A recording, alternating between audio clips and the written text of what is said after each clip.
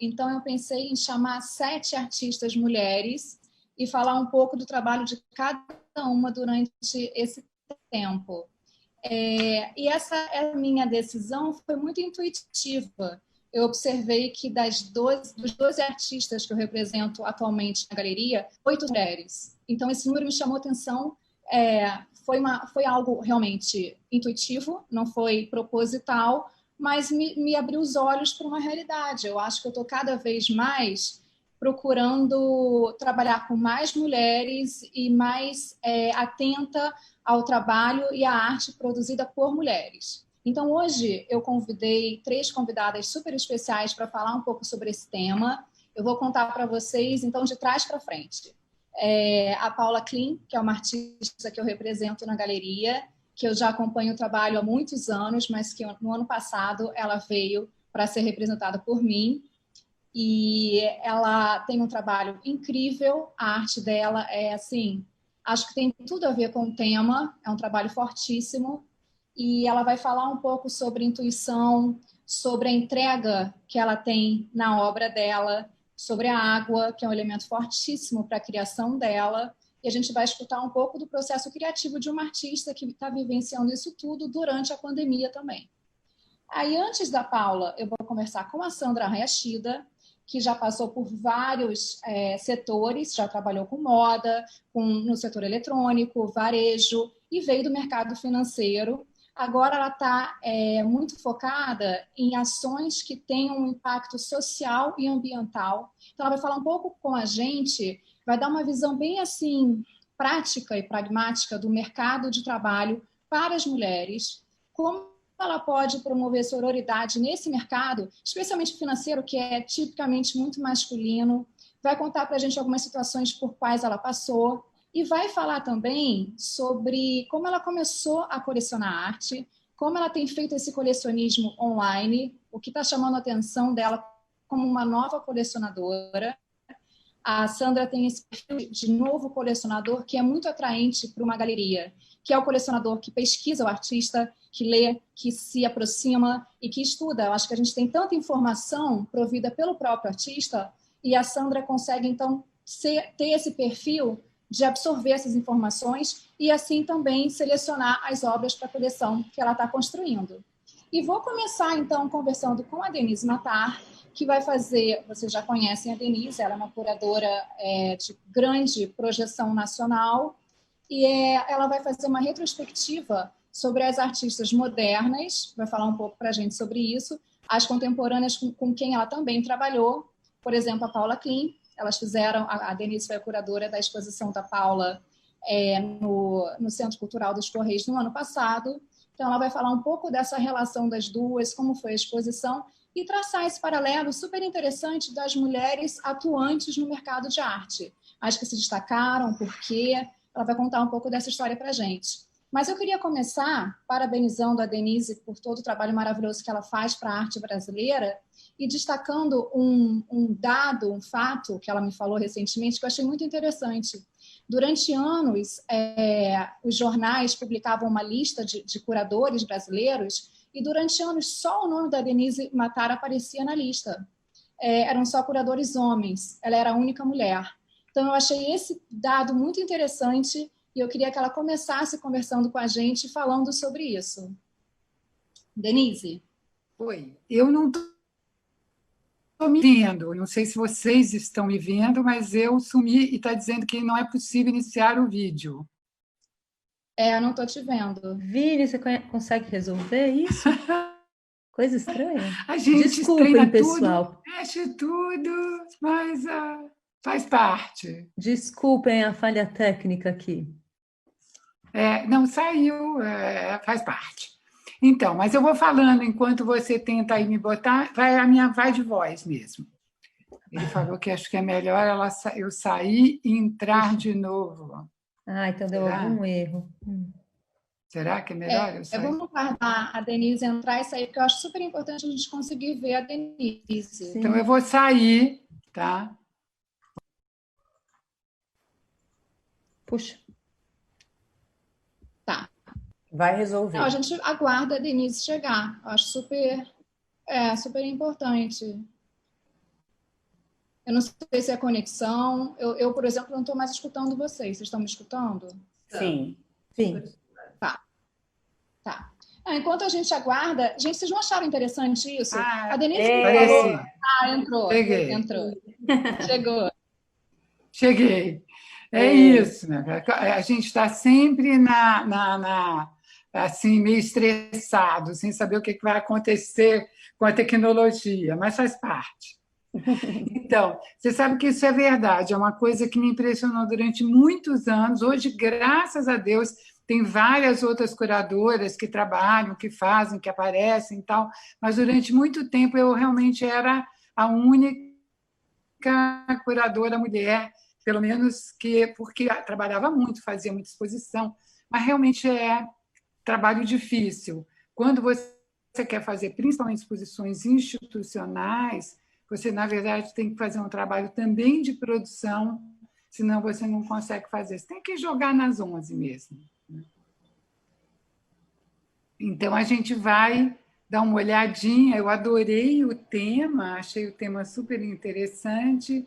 E aí eu fiz uma seleção para vocês de mulheres que eu acho que vocês vão gostar de conhecer.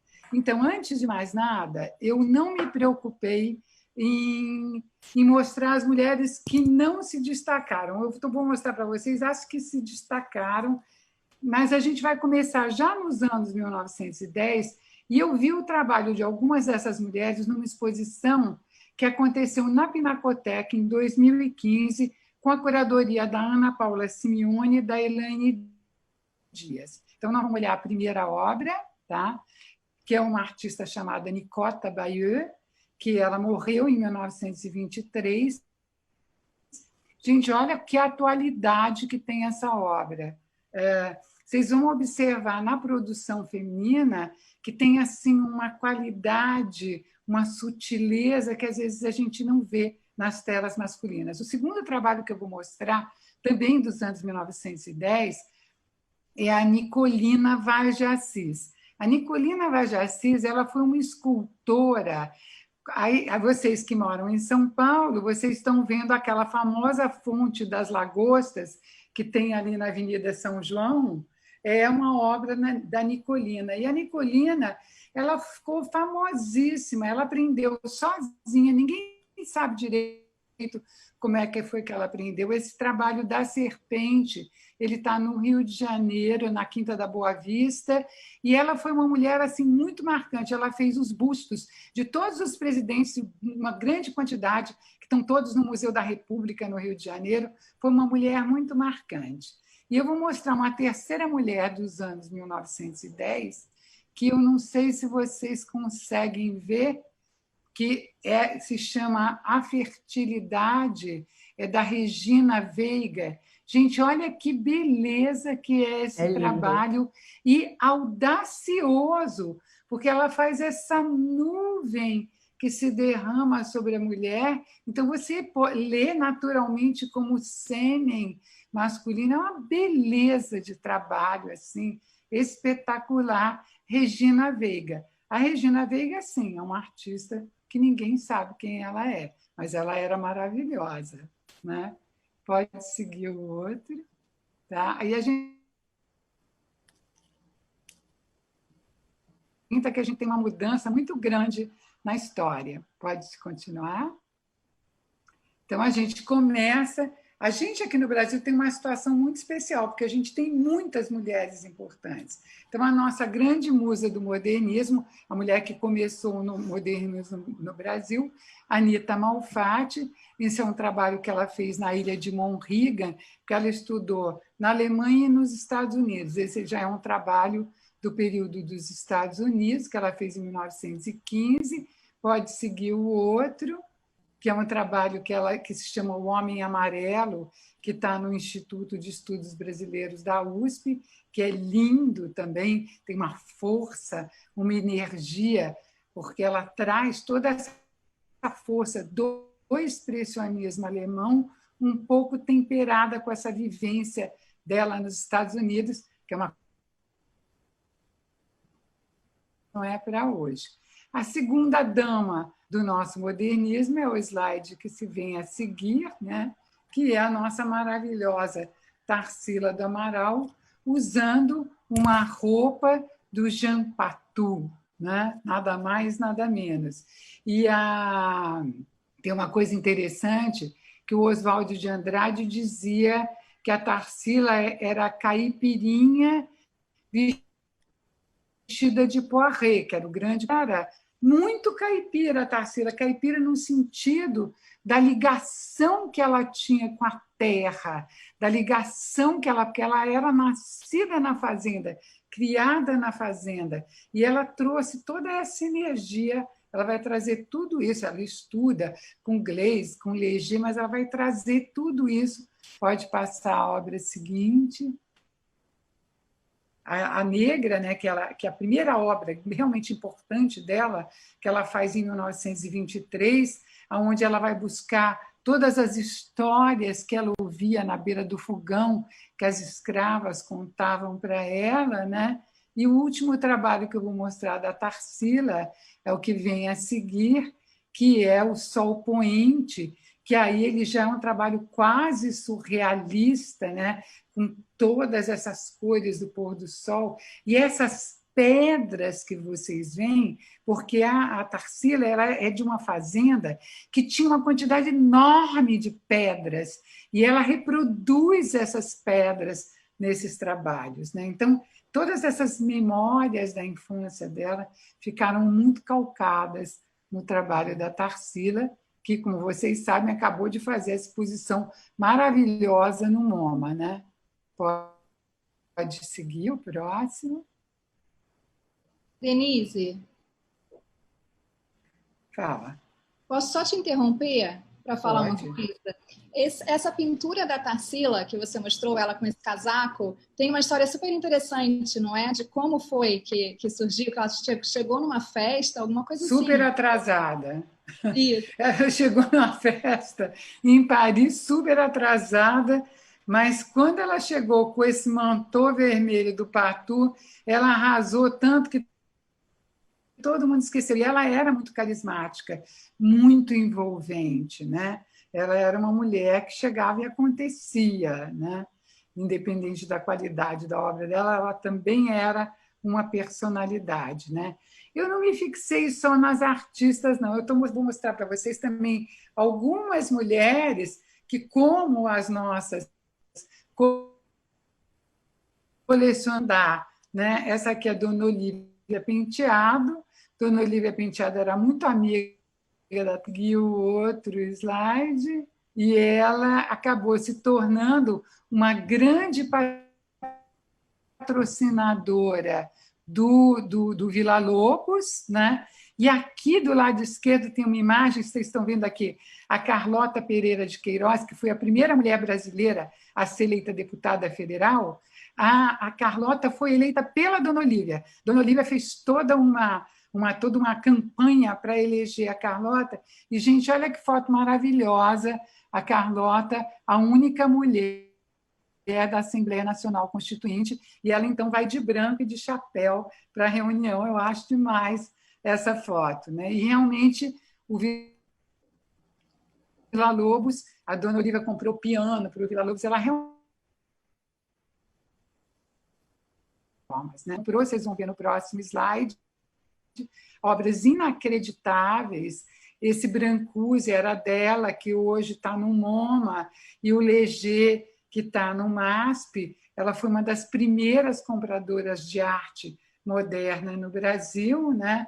Então, foi uma pessoa muito importante para esse momento do modernismo. Pode seguir o próximo.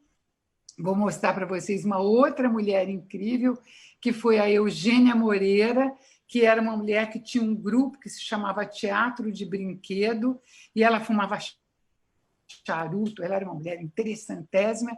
Aqui um retrato dela, do Dmitry Ismailovich, e ela também revolucionou o Rio de Janeiro, e elas eram todas amigas. A Eugênia, a Tarsila, todo esse grupo de mulheres que eu estou falando para vocês, muito próximas, muito chegadas. Pode seguir A próxima, que é a Regina Graz, a Regina aqui num retrato do irmão dela, do Antônio Gomide, e a Regina fazia tapeçarias incríveis, essa é uma tapeçaria dela, mas o próximo slide, vocês vão ver que coisa espetacular, pode mostrar o próximo, que é incrível, que é essa colcha de cama que todos nós adoraríamos, né? Que é na exposição da Casa Modernista de 1930, e na parede um trabalho da Tarsila. Eu sempre fico pensando que eu adoraria poder ter ido nessa exposição da Casa Modernista, que deve ter sido uma coisa assim espetacular, né? E essa colcha da Regina, né? Pode seguir o outro, né? E aí a gente já vai entrar nos anos 40 e 50. Então, aqui a gente tem um trabalho da Hilda Campo Fiorito, porque a arte muda. Então, a gente não tem mais aquele momento de ruptura, né? Todo o segundo modernismo, que é esse que a gente chama do retorno à ordem, né? Fica muito menos agressivo, muito menos para frente, e acaba se voltando muito para discutir os temas dos trabalhadores, das pessoas comuns.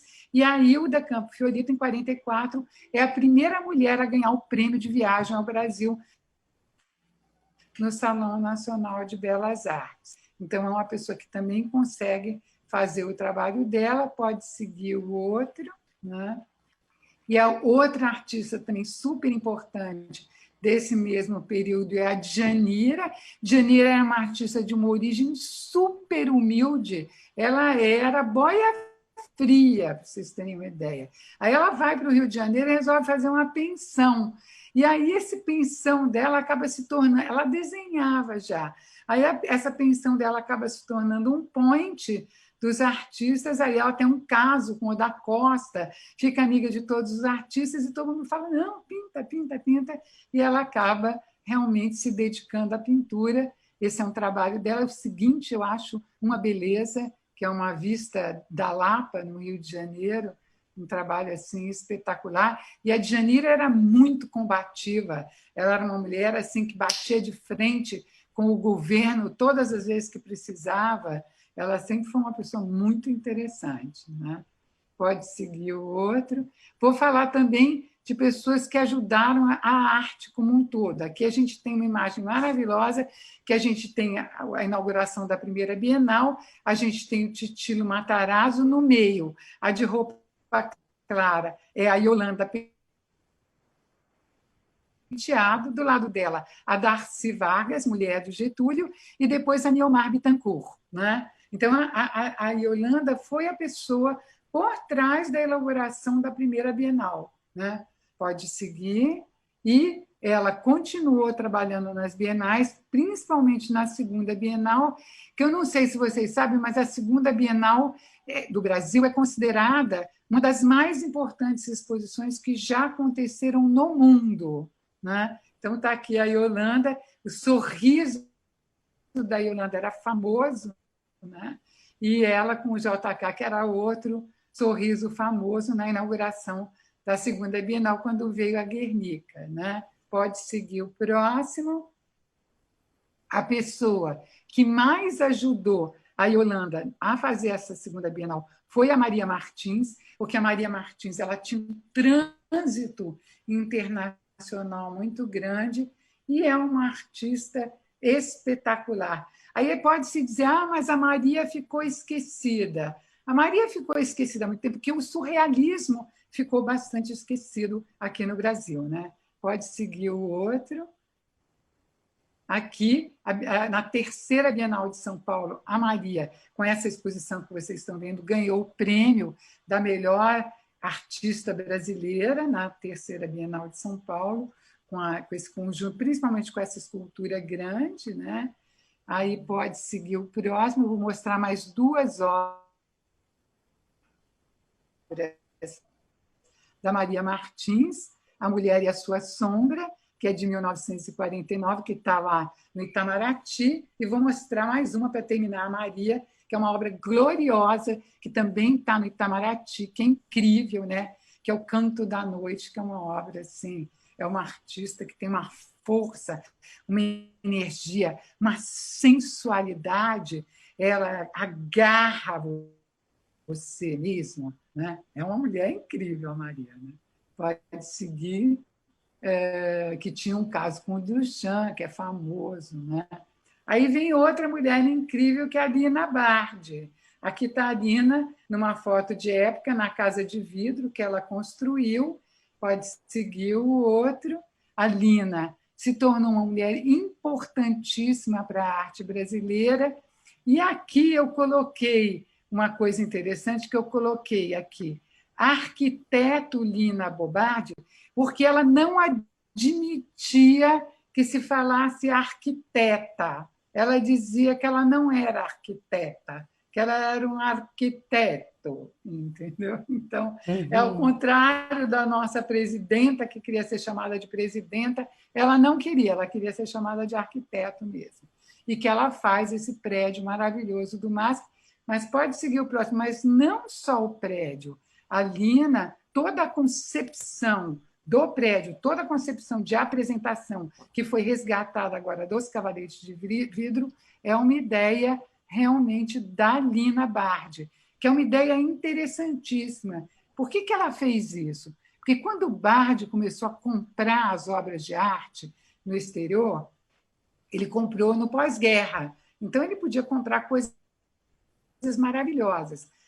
Só que ele foi comprando, não formava uma cronologia. Então, a Lina percebeu que ela não tinha como montar um museu que ela pudesse contar cronologicamente uma história da arte. Então, ela teve essa ideia sensacional dos Cavaletes de Cristal, que ela fez essa floresta de quadros e, ao mesmo tempo, ela manteve essa ideia do vão livre todo aberto, que ela teve que fazer esse vão livre, porque no lugar onde foi construído o MASP, ele era um belvedere, e era um lugar para você avistar a cidade. Então, quando o terreno foi doado, ele foi doado com a condição de que jamais se tirasse dali o belvedere. Por isso que a Lina fez aquele grande vão, que é um vão, que é uma coisa, um caso, é um case de arquitetura, né? Esse vão da Lina. Pode seguir o próximo. Tá? Aqui a gente tem o MAN do Rio de Janeiro, a gente tem o Afonso Eduardo Ride e a Carmen Portinho. O Afonso Eduardo Ride foi o arquiteto do MAN do Rio, mas a engenheira foi a Carmen Portinho. Eles trabalhavam juntos e a Carmen resolvia todos os problemas do Ride. Então, se fosse hoje em dia, eles assinariam juntos, mas na época ela ficou só como a engenheira. Pode seguir, né? E ela acabou dirigindo o MAN durante muitos e muitos anos. É um projeto super especial, o projeto do MAN. E aí, quando ela começou a fazer, ela ficava no meio do canteiro de obra, ali, batalhando. Aí chegaram para ela e disseram, mas esse projeto vai ficar muito caro. Quanto que vai custar esse projeto do MAN? Aí ela olhou para o jornalista e falou assim, olha, alguma vez alguém perguntou quanto que custaram as pirâmides do Egito? Não, mas elas estão lá. Então, ela não queria saber, ela tocou e conseguiu realmente fazer o prédio, que não foi fácil, porque tinha 1000 problemas técnicos, inclusive. Né? Pode seguir. Tá? Aqui a abertura, né, do museu, a inauguração, o JK de novo, o único presidente brasileiro que realmente gostava de arte, que acompanhou, único na nossa história. E aí a gente tem de um lado a Carmen Portinho e de outro a Nilmar Bittencourt, que era a pessoa que articulava a parte mais política. A Carmen Portinho era a que tocava e a Nilmar era a que fazia a parte política, porque era a dona do jornal Correio da Manhã. Né? Você vê que as mulheres faz tempo que a gente palpita nas artes. Né? Pode seguir, tá? Aí a gente já vai entrar nos anos 60, né? Aí a gente chega no abstracionismo. Quem é a nossa grande dama do abstracionismo? Tomie Otaki. Então, como vocês veem, as nossas grandes damas do modernismo são mulheres, as nossas grandes damas do ilustracionismo são mulheres, as nossas grandes damas da implementação dos museus são mulheres, né? Então, aqui a gente tem um trabalho da Tomi, do abstracionismo informal, Maria Polo, que é uma artista que está hoje um pouco esquecida, mas tem um trabalho espetacular. Outra artista do abstracionismo informal, que a gente vai ver em seguida, é a Yolanda Morali, que é uma artista também que tem todo um percurso muito interessante, né? Pode seguir o outro. E a maravilhosa Maria Leontina, que eu considero uma das mais importantes artistas brasileiras, que ficou, sim, um pouco ofuscada por ser casada com o Milton da Costa. Mas essa coisa dos casais de artistas sempre acontece um pouco isso, um que aparece mais e outro menos. Judith Lawand, que já é uma representante do concretismo, que também ficou anos esquecida, mas foi super bem resgatada na atualidade. E, próximo slide, a nossa grande dama também do concretismo, que é a Lygia Clark, um trabalho, uma superfície modulada, maravilhosa dela, de 1956, e aí pode seguir o outro, né? E aí, já quando ela já passa para o neoconcretismo, e aí ela já está fazendo o bicho, que é aquela obra toda que se move, que se mexe, né? E que abre um outro parâmetro, uma outra discussão. A obra de arte sai totalmente do cavalete, né? Pode seguir. Aí a gente já está entrando nos anos 60 e 70. Aí eu vou falar da Lygia Pape, que é outra maravilhosa. Então, a nossa trinca é Lygia Clark, Lygia Pape e Hélio Oiticica. Mas são duas mulheres para um homem. Então, a Lygia Pape, esse trabalho da Lygia Pape, se chama Roda dos Prazeres, e ela faz uma desconstrução entre a cor do líquido que você está botando na boca e o sabor dele. Então, ela joga com essas diferenças. E eu fiz uma entrevista muito grande, fiz um livro sobre a Lygia, né? E fiz uma entrevista longuíssima com ela, e aí ela me disse uma frase maravilhosa. Ela disse que, para ela fazer a Roda dos Prazeres realmente como ela deveria, ela disse que uma dessas cumbuquinhas deveria ter veneno. Mas ela não fez isso, não. Ela só pensou, né? Pode seguir o próximo, tá? E aí a Lygia Pape, já quando ela já estava bastante idosa, ela já estava mal, ela é convidada para participar numa exposição no Paço Imperial, se não me engano, é 2008. Aí ela vai participar desse... E ela faz essa obra deslumbrante, que é a Teteia, e é assim, era uma exposição que ela era a pessoa mais velha que tinha naquela exposição, de todos os artistas. E ela, a Lygia Pape, papou todo mundo, entendeu? Todos tiveram que se curvar para a beleza da Teteia, né? Ela contou para mim que a Teteia surgiu na cabeça dela assim, que ela andava, ela tinha um conversível, um Fusca conversível, sem capota. E aí ela ia andando com o Hélio Oiticica, e aí um dia ela estava olhando os fios da eletricidade e a lua batendo nos fios. Então ela ficou com essa imagem na cabeça dela desses fios, com o luar batendo nos fios, e ela fez a Teteia, que tem a ver com outro trabalho dela, lá do começo da carreira dela, que são os tecelares. É uma maravilha, né? Pode seguir, tá? Aqui a gente tem outra artista, já dos anos 70 também, mas já indo para um movimento conceitual, que é a Ana Maria Maiolino, que vai ser uma das grandes artistas desses grupos, do grupo do Cildo Meirelles, né? Mais ou menos para vocês situarem. Pode seguir, né? Outro trabalho da Ana Maiolino, também, que é uma artista que tem uma... Assim, são incríveis os trabalhos da Ana Maiolino, é uma artista inacreditável. Tem outra que eu não tinha trabalhos dela fáceis para mostrar também desse mesmo período, que é a Regina Silveira, Mas aqui a gente tem a Mira Schendel, que é maravilhosa, que também vai por essa linha do trabalho conceitual, e outro trabalho também da Mira, tá? Pode seguir, tá? Olha que maravilha, gente, que é esse trabalho. Uma beleza, né? Aí pode continuar. Aí a gente já está nos anos 80 e 90. Quem são as duas estrelas da geração 80? Adriana Varejão. Esse é um trabalho da Adriana dos anos 80 mesmo, tá? E o trabalho seguinte, pode mostrar já o outro, é um trabalho da Beatriz Milhazes, dos anos 90. Então, são as duas, quais são as duas grandes artistas da geração 80? Beatriz Milhazes e Adriana Varejão. Aí pode continuar, tá? 2010 até 2020, e a outra artista, que também é já desde os anos 80, continua trabalhando até hoje, Leda Catunda, né, com todo esse trabalho das camadas que ela faz, que tem alguma coisa a ver com o trabalho lá da Regina Graça, que eu mostrei para vocês lá no começo. Pode continuar. Aqui um trabalho da Adriana Varejão, que todo mundo conhece, né? Pode seguir o outro.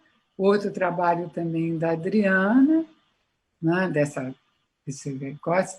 Gabriela Machado, que também é outra artista bastante conhecida. E tem mais uma outra artista bem mais jovem, que é a Mariana Palma, né?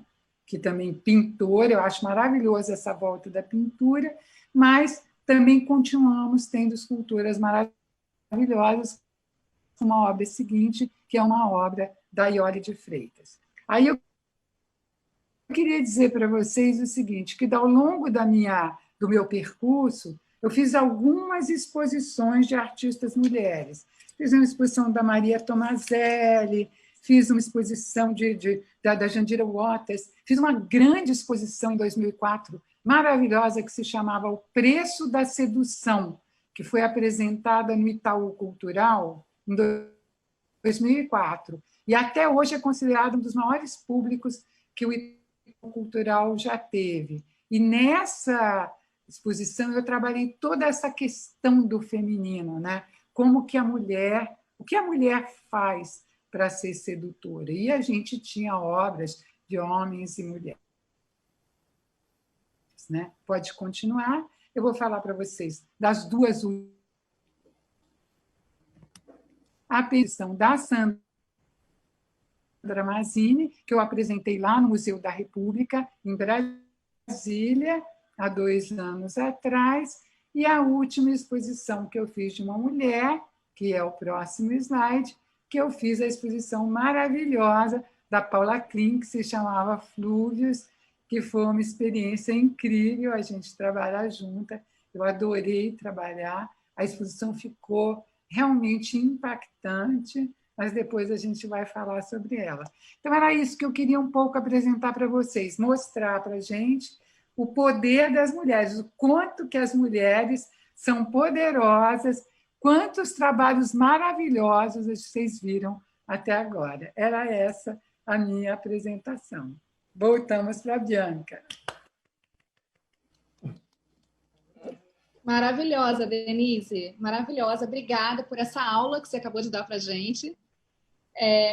Eu já falo que a Denise, eu assisto todas as lives desde que começaram as lives, e eu falo que a Denise é a rainha da live, porque ela consegue prender a nossa atenção se for 20 minutos, como foi agora, ou se for 1 hora de live, a gente fica assim, em êxtase, ouvindo a Denise falar. Eu acho uma delícia, eu acho assim uma honra poder ter a Denise Matar, que tem uma trajetória tão conhecida, tão maravilhosa para a arte, falando também dessas outras artistas maravilhosas. Muito obrigada, Denise. A gente pode voltar depois para você falar um pouquinho mais com a Paula. A gente, no final aqui do talk, vai abrir para ter uma interação, vocês perguntarem alguma coisa umas para as outras. E eu queria falar que, na empolgação de começar o talk, eu esqueci de falar quais são as artistas que eu estou levando para a Arte Soul, porque eu estava tão aqui ansiosa para começar a conversa que eu esqueci desse pequeno detalhe que eu acho importantíssimo a gente falar, que são Alice Gelli, Carol Nogueira, Daniela Federighi, Gabi Gelli, Giovanna Nucci, Malu Pessoa Lê e Paula Klim, maravilhosa. Então, acho que é importante vocês, ao longo da semana, eu pretendo falar um pouquinho mais sobre cada artista, que está acontecendo tanta coisa nesses dias que eu não estou conseguindo me programar com calma, mas eu acho importante falar o nome delas para vocês saberem. Eu queria conversar agora com a Sandra Hayashida. A Sandra começou a carreira dela no mercado financeiro, que é tipicamente masculino. Depois ela foi para moda, varejo, esportes, tecnologia. E como eu falei, ela está agora muito voltada para ações de impacto social e ambiental. Então, ela trabalha numa empresa, ela tem projetos importantíssimos com empresas maiores para captar recursos e gerenciar os recursos para ONGs e instituições beneficentes. Então, ela está voltada para esse terceiro setor já há muitos anos, com uma presença marcante.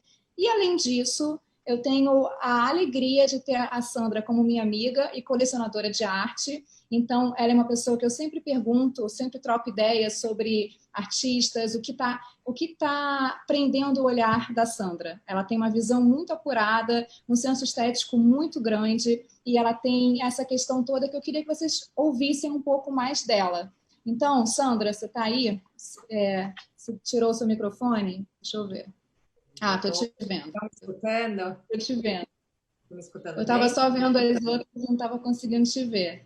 Então, eu queria que você falasse, você começou no mercado financeiro, que é um mercado tipicamente masculino, e depois você foi para todos esses mercados que eu falei. Como você acha que foi isso para você, a sua presença no mercado profissional como mulher? Queria que você falasse rapidamente algumas situações que você enfrentou e como a gente pode ressaltar o papel da mulher no mercado profissional.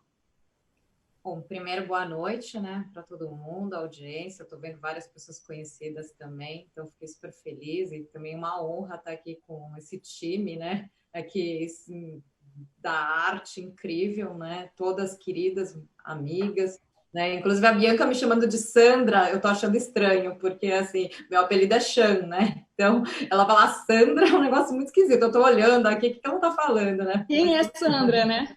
Quem é Sandra? Meu Deus. Se não é a família chamando Sandra, tá esquisito, mas tudo bem. Bom, acho que né, o assunto maior aqui é a arte, né? Mas eu acho que vale a pena falar sobre também essa ligação da mulher, né? E por eu ter tido essa carreira, né? Começando no mercado financeiro, realmente um mercado extremamente masculino, né? Passando para moda, varejo, tecnologia, esportes, mídia. Assim, a gente vê que o mercado, né, realmente ainda é muito masculino e as mulheres, elas sofrem, né? A gente sofre realmente machismo, né, no trabalho. A gente tem uma série de questões, né, do tipo, os homens às vezes não deixam a gente falar, então a gente tem que falar um pouco mais alto, né, para poder ser ouvida. O mercado de arte, eu acho que ele talvez seja um pouco diferente, né? Mas assim, realmente todos esses mercados que eu passei, e até moda também foram aconteceu algumas coisas, algumas situações, né? E eu tive muita sorte, na verdade, de trabalhar com mulheres muito fortes, né? Então, tive pessoas como a Fabienne Musi na São Paulo Fashion Week, como a Angélica Queiroz no mercado financeiro, né? Que são mulheres muito fortes e que foram acolhendo. E, na verdade, o que eu tento fazer hoje em dia é acolher também as mulheres que trabalham comigo. E, principalmente, tentar trazer para o meu time sempre mulheres. Eu sempre gostei muito de trabalhar com homens, e eu gosto de trabalhar com homens, né? Mas, assim, eu percebi que eu também precisava incentivar as mulheres, né, a desenvolverem muito mais na profissão, né, e dar mais oportunidades, inclusive de cargos de liderança, nesse meio do caminho, né? Então, tiveram algumas situações assim. Maravilhoso. Eu estou sentindo isso com a minha galeria, com a minha empresa. Cada vez mais eu estou buscando trabalhar com mulheres. E nessa situação do evento da Art Soul, eu percebi que eu acho que poderia gerar um movimento muito interessante de dar voz às mulheres. Então, eu vejo que isso é algo intuitivo, não é algo que seja pensado ou proposital, do tipo, vamos excluir os homens, nada disso. Mas eu acho que seria um momento de tanta divulgação, com os olhos todos voltados para a arte, porque é a primeira feira, né, de obras de arte que acontece aqui no Brasil na pandemia. Então, achei que seria um momento muito propício para a gente ouvir as mulheres e ver o que elas estão fazendo na quarentena, entender um pouco do processo e realmente dar voz. Eu acho que isso é interessante. Eu queria que a gente também pensasse, para deixar essa ideia para as pessoas, que eu acho muito mais importante a gente falar da força da mulher e da força do feminino do que da fraqueza. Eu acho que a gente consegue levantar uma bandeira enfatizando o que a mulher consegue. Você já deu alguns exemplos de sororidade, como uma mulher consegue ajudar a outra no mercado profissional, como eu, como galerista, posso ajudar as artistas e as colecionadoras e fazer essa ponte para que essa relação aconteça de uma forma saudável. Eu acho que é muito, quando acontecem esses movimentos como do desafio, da sororidade, é importante a gente experimentar e tentar, é uma tentativa e acerto, como que a gente vai conseguir implementar algumas ações que vão realmente fazer a diferença. Por isso que eu queria ouvir de você, que tem essa experiência profissional, mas eu também queria ouvir de você sobre a sua coleção. Como você começou com a sua coleção, quais são as artistas que você tem notado, e no final, eu queria que você falasse um pouco para a gente, eu não sei se você vai finalizar com isso, mas como você pode, então, também promover a sororidade, como você tem promovido na sua carreira profissional, mas também na arte? Eu queria ouvir, eu sei como eu posso fazer na minha galeria, mas eu queria ouvir a opinião de uma colecionadora também. Olha, Bianca, tem um aspecto até interessante, né? Que eu aqui escutando a Denise, né? Ela passando as artistas, eu percebi que os meus artistas favoritos, na verdade, são mulheres. Olha que engraçado, né? Tipo assim, a Lígia Clark, por exemplo, o meu sonho é ter várias Lígias. Lígia Clark, Lígia Pape, ter todas por aqui, né? E, assim, até estou com um brinco que é inspirado na obra do Bicho da Lígia Clark, né? Que foi uma edição da Camila Sarp. Então, assim, tem uma coisa engraçada, né? Que eu comecei a minha coleção, na verdade, um pouco sem querer.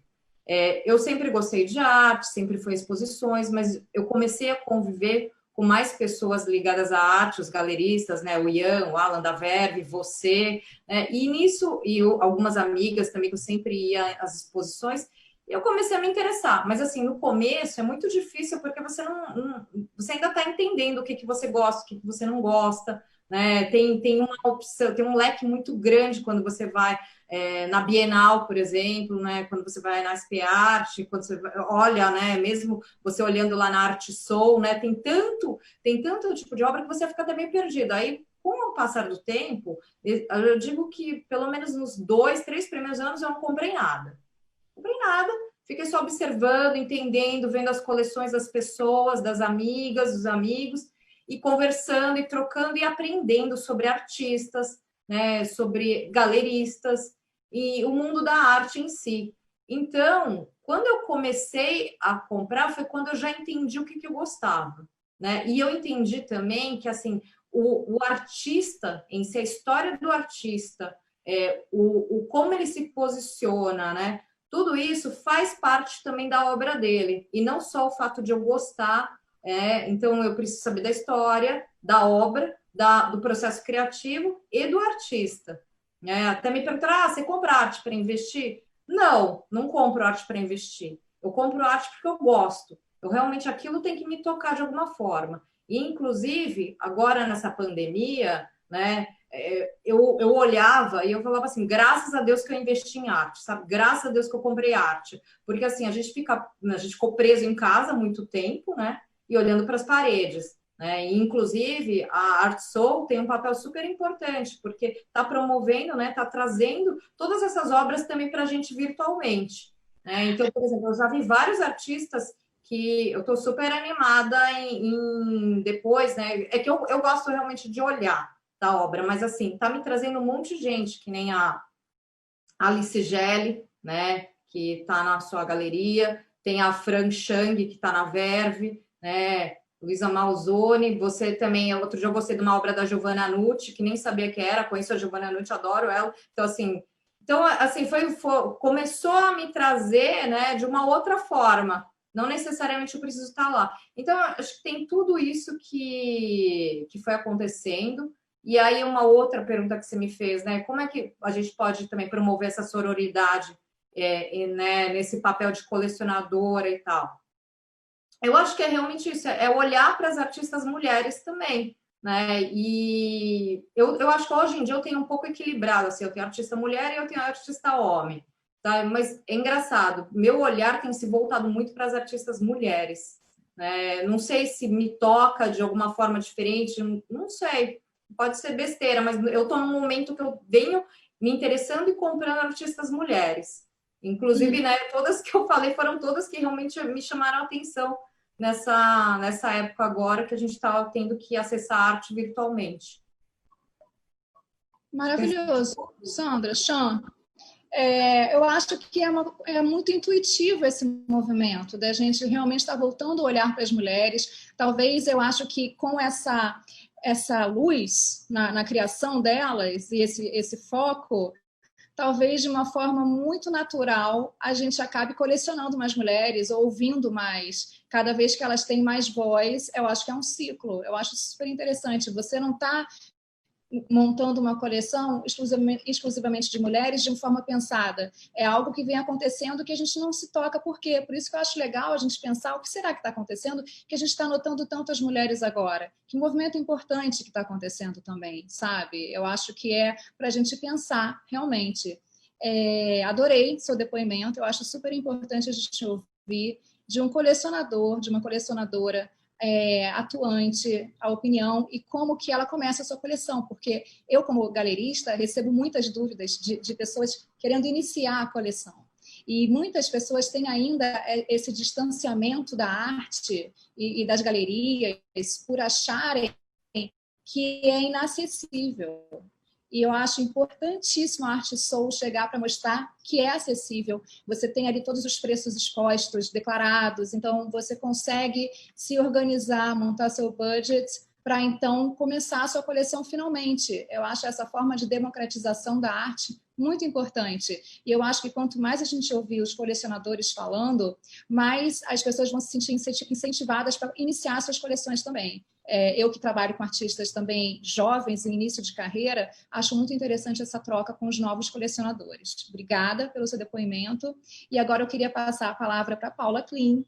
Eu queria que ela falasse um pouco com a gente sobre o processo que ela está tendo na quarentena. A gente está mostrando na Art Soul uma série de pinturas que ela fez num formato menorzinho, de 28,5 por 21 centímetros, que ela fez em casa, por causa dessa impossibilidade de se locomover. E é uma série que ela também enviou para Berlim, para a galeria que a representa, né, em Berlim.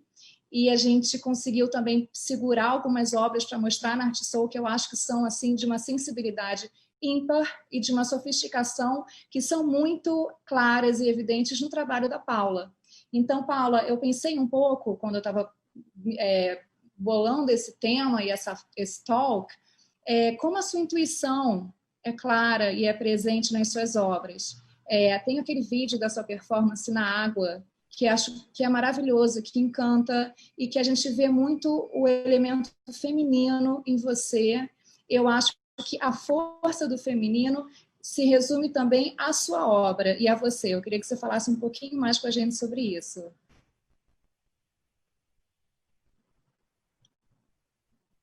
Eu já estou pedindo para tirar do mudo o microfone da Paula, que está mudo.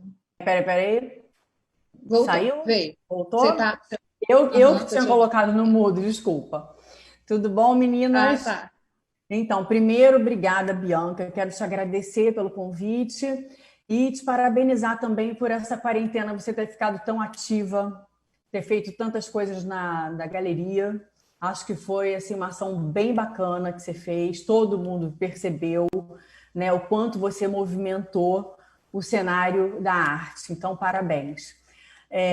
Quero agradecer também a Tamara e parabenizar o projeto maravilhoso, Art Soul, né, que está agora movimentando tanto aí o cenário da arte também.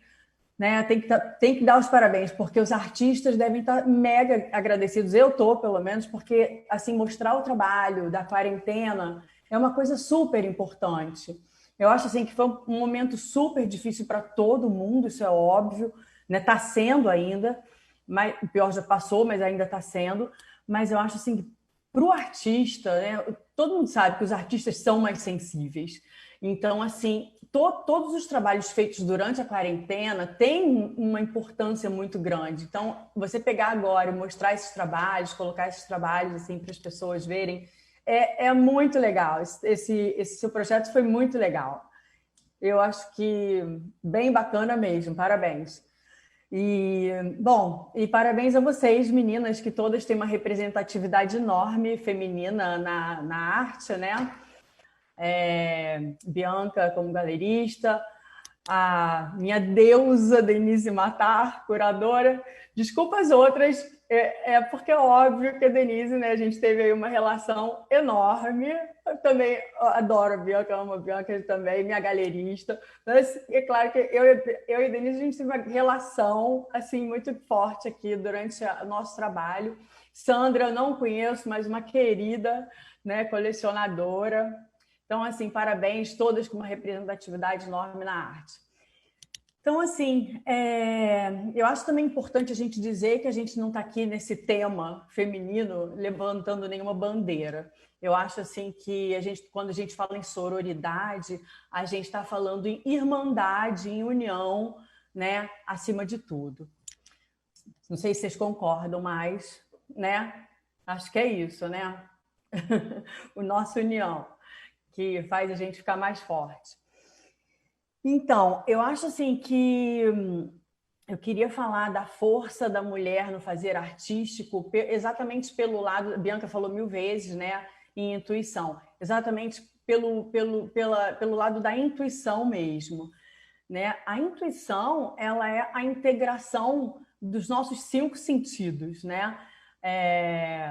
Que é a visão, a audição, o olfato, o paladar e o tato. Então, seria uma 6ª forma da gente sentir. E eu não sei assim, se vocês sabem, mas assim, cientistas do mundo inteiro já descobriram que a mulher é realmente mais intuitiva que o homem. Desculpa, homens, mas é real isso. Porque a mulher tem o corpo caloso maior que o dos homens. Corpo caloso é uma ponte que liga os hemisférios do cérebro, levando os estímulos nervosos. Então, desculpa mesmo. Eu tinha que fazer uma palhaçada aqui, mas é verdade. Mas, enfim, sendo isso, isso é cientificamente provado, mas, assim, sendo isso ou não, assim, eu realmente acho, eu acho que todo mundo concorda, que as mulheres têm uma intuição realmente mais forte que a dos homens, têm uma facilidade de sentir maior, não só sentir, mas como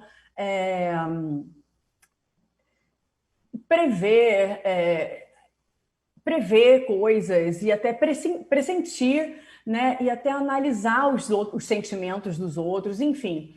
Eu acho que a mulher tem isso mesmo, né? E quando a gente leva isso para o campo da arte, né? Que é um lugar que é um lugar de sentimentos, sensações e de intuição, a gente vai ver que a mulher está em casa, mais em casa que nunca, né? Então, assim, a mulher é favorável completamente, o campo da arte é totalmente favorável para a mulher, né? Então, assim, é muito, muito bom. Agora, falando em casa, já que eu estou falando em estar favorável à casa, vou fazer uma ligação com a casa. Eu acho, assim, que é claro que eu sou muito feliz, né, com todas as conquistas da mulher, não só na arte, como em tudo, né, em todos os campos. A mulher tem feito milhões de conquistas ao longo desses anos todos, mas eu acho assim que o lugar onde eu acho que a mulher exerce mais eu acho que eu morro de medo de ser mal interpretada nisso, porque é muito complicado, mas eu acho assim que o lugar onde a mulher exerce mais a sua feminilidade é exatamente na casa. Então, calma, isso é um tema longo, mas vou só simplificar, é na casa. Então, assim, para mim, casa é tudo. E quando eu me refiro a casa, é assim, eu estou falando da minha caverna, do meu lugar, dos meus amores, né? Então, assim, eu vou fazer agora uma ligação com a quarentena, né? Se essa quarentena, se essa pandemia não fosse uma coisa tão triste, né? Com tantas perdas, com tantas tristezas, isso teria sido apenas um presente para mim, sabe?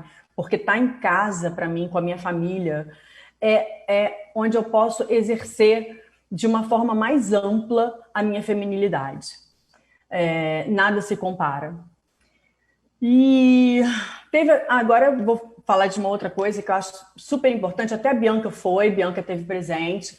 Um pouco antes da pandemia, aconteceu uma coisa super curiosa, mas que tem a ver com casa também. Tudo se liga, calma. Eu fui fazer uma palestra a convite de uma escola chamada St. Paul, junto ao junto ao psicanalista Jorge Forbes. E essa palestra era sobre processo criativo. A Bianca esteve presente lá. Infelizmente, a palestra não pode ser divulgada por N motivos e tal. Os empresários que estavam lá, enfim. E eu falei muito sobre casulo nessa palestra. Casulo e a importância de se recolher para ter uma transformação pessoal, para ganhar um passo na espiritualidade, para dar um passo a mais na espiritualidade, para transcender. Eu falei demais, isso foi em fevereiro. Eu falei muito sobre casulo e, inclusive, eu comecei a palestra dizendo que para criar é preciso morrer, né? Então, e logo em seguida veio essa história da pandemia. Foi assim, acabou a palestra, pandemia. Então, assim, e aí, obviamente, não teve como eu não pensar, gente, aquele povo todo na palestra deve ter pensado assim, que louca falando isso tudo, né? Não, eu imaginei, porque assim, eu falava umas coisas que as pessoas estavam assim de olho arregalado para mim, né? Isso é uma doida falando isso aí. Mas aí logo depois veio a pandemia. Eu tenho certeza que ninguém nem lembrou de mim, porque isso tudo foi tão assustador, mas assim, eu lembrei, entendeu? Que eu tinha falado aquilo tudo que teve tudo a ver com a pandemia. E aí, eu acho assim que esse momento é um momento tão importante de recolhimento e tem, assim, muita gente tirou proveito disso, mas muita gente ficou em negação o tempo todo. Não é que, assim, nada demais, cada um é de um jeito. Mas eu acho assim que quem está tirando proveito disso e pôde se recolher e pôde fazer isso, eu acho que a gente está dando um passo na espiritualidade. Não é que depois eu vou ficar um ser melhor. Não, não. Eu só acho assim que a gente passa por vários ciclos na vida, né? E em cada ciclo que a gente passa, a gente se renova e a gente passa a criar alguma coisa melhor. E a gente se purifica, a gente transcende, a gente tira as manchas, a gente tira as máculas e a gente transcende. E eu acho assim que fica uma pureza naquele momento. E depois disso, a gente vai e suja, porque eu achava que também para criar tinha que morrer, tinha que entrar no casulo, lá. E agora eu quero falar também do processo artístico, que o meu processo artístico é um processo artístico basicamente feminino, porque eu lido com água. E a água é um elemento feminino.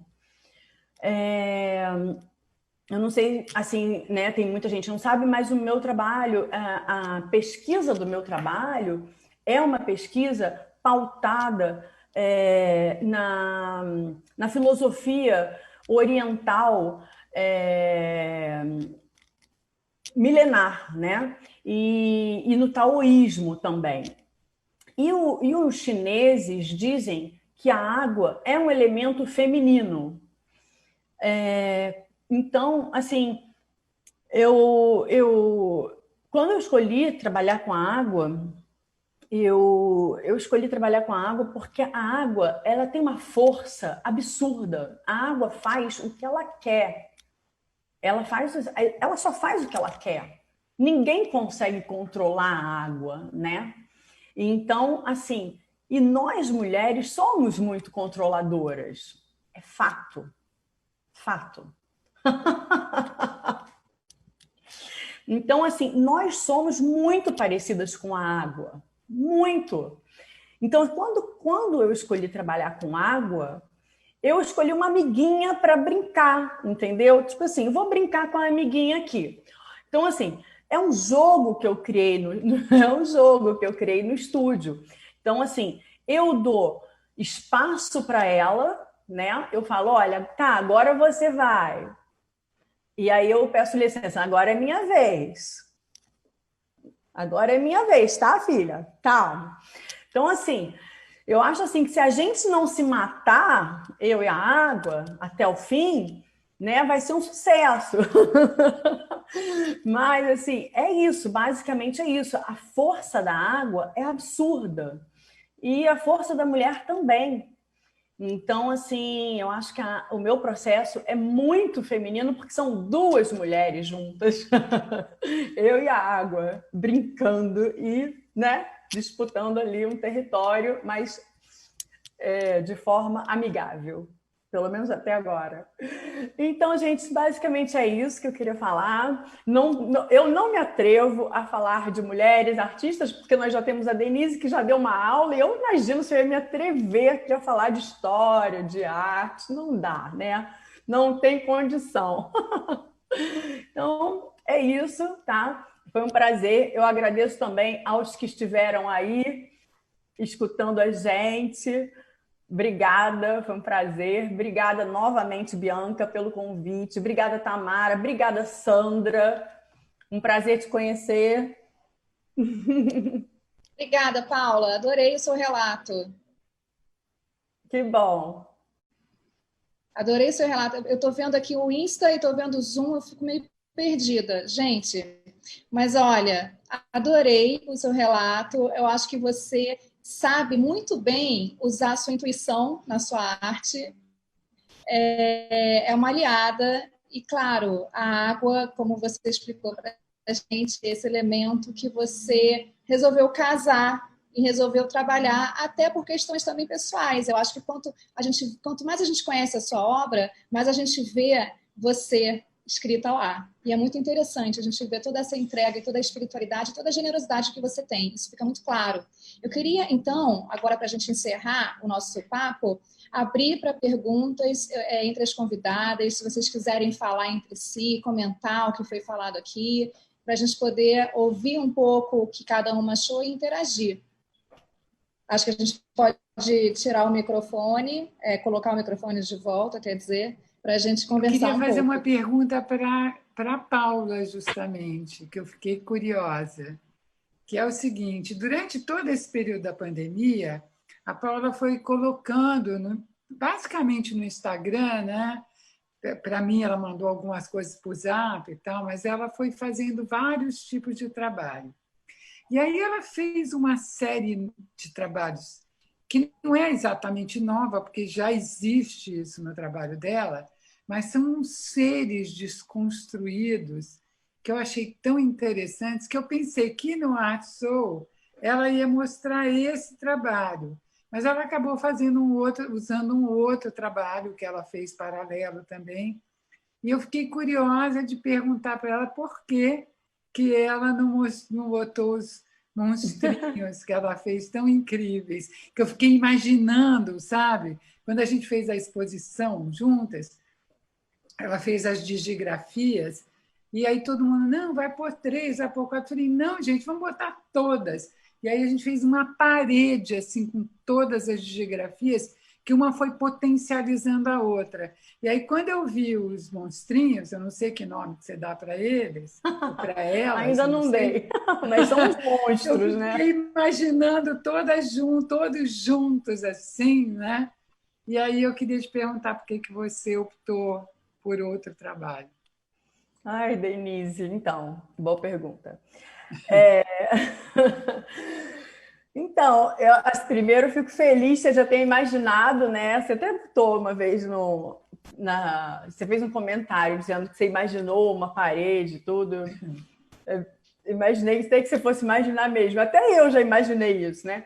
Mas assim, o que acontece? O que acontece é que, assim, essas figuras desconstruídas, primeiro, assim, você sabe, né? Muita gente não sabe que eu desenho e que eu, assim, já abandonei a minha pintura figurativa há muitos anos, né? E quando eu abandonei assim o figurativo, restou para mim essas figuras desconstruídas ficaram de sobra. E eu fiquei brincando dessas figuras desconstruídas e elas ficam pipocando da minha cabeça para o papel. Então, às vezes, eu estou no telefone, estou desenhando, estou fazendo qualquer coisa, estou desenhando. Eu posso desenhar umas 1000 por dia. Não é uma coisa assim que eu elaborei, elas pipocam, né? É uma coisa muito natural que sai de mim. E é engraçado que a maioria, assim, é mulher, né? E com os peitões caídos, né?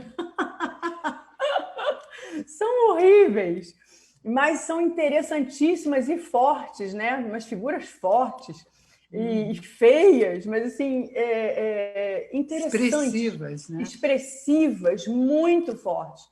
Mas assim, como não foi um trabalho que eu elaborei, eu não me sinto pronta ainda para mostrar. Não é como esse outro que foi um trabalho elaborado, pensado, que tem todo um discurso, né, para ele. Enfim, eu acho que ele não está maduro o suficiente ainda para, apesar, né, da gente amanhã poder fazer uma exposição e usar milhares dessas figuras, né? Elas estão prontas, mas assim, eu acho que eu não sei o que falar sobre elas, eu não sei, elas são simplesmente coisas que pipocam. Então, assim, eu não me senti à vontade de usar ainda. E eu já até pensei também em levar à frente esse projeto dessas figuras desconstruídas, em, sei lá, continuar, de repente, com pintura, né, com elas, entendeu? Em telas grandes, usar essas figuras em telas grandes. Elas me lembram muito um trabalho do Flexor, o Samson Flexor. Ele fez umas figuras enormes. Ele começou fazendo umas coisas pequenas e depois ele acabou... Tem muita similaridade. E aí ele fez uma instalação na Bienal de São Paulo que ele mandou fazer... Ele fez 9 figuras dessas, enormes, assim, maior do que um tamanho natural, e montou num semicírculo, assim, uma coisa de um impacto também muito interessante. São parentes, são primas das suas. Eu quero ver, vou ver depois. Mas então, vamos Obrigada pela resposta. Obrigada, Denise. Meninas, super obrigada, adorei conversar com vocês. Se vocês tiverem mais alguma questão, a gente pode falar, mas eu acho que a gente já ultrapassou, o tempo voou, eu não vi, eu estava achando que a gente ia falar assim, no máximo 45 minutos, mas a gente estendeu o assunto, acho que foi muito legal a conversa, eu adorei ouvir de vocês, eu acho que a gente representou bem as categorias aqui, uma curadora, uma colecionadora, uma artista. Eu acho que ficou bem interessante. Muito obrigada pelo convite, Tamara, pelo espaço para a gente poder conversar. E queria realmente agradecer vocês pela participação. E eu não sei, o meu vídeo pausou para mim. Eu agradeci a Tamara pelo espaço para a gente poder conversar. E queria agradecer novamente a vocês, convidadas, pela participação. E a quem esteve com a gente aqui. Eu vi um monte de mensagens elogiando. Muito obrigada. Boa noite a todos. Faz uma foto da gente, Bianca. Peraí, vou fazer uma foto. Peraí. Eu fiz também. Ótimo. Legal. Ótimo. Gente, tchau, gente. Muitíssimo obrigada. Uma delícia, uma honra ter vocês por aqui com a gente. E para quem chegou no fim, essa live está toda gravada e está disponível assim que terminar no Instagram do Arte Soul. Obrigada. Maravilhoso. Obrigada, Obrigada, gente. Tamara. Boa noite. Muito, muito Tchau, obrigada. boa noite.